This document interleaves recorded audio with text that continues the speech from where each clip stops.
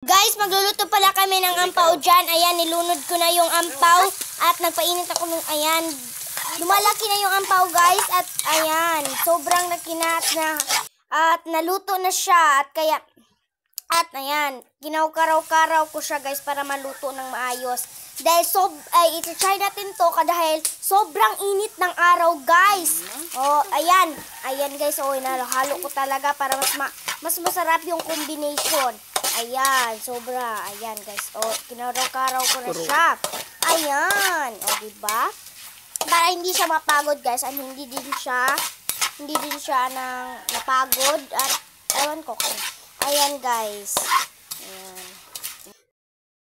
Okay na guys.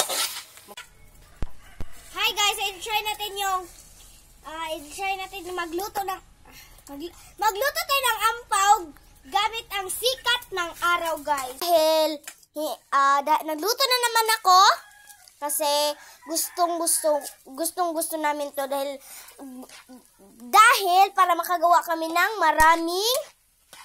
maraming ano yan? Nakakalimutan ko na. Maraming ampaw. So, kasi ibabaligyan namin yan dahil wala kaming makuan dito. Kaya, ayan. Ganyan na lang yung ginawa namin.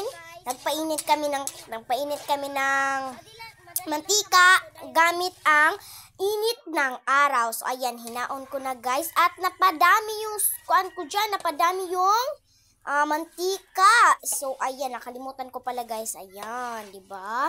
Hinaon ko na siya dahil baka mapagod. Ayan. Ayan. Madaming hindi nakuha guys dahil sobrang initan niya, no?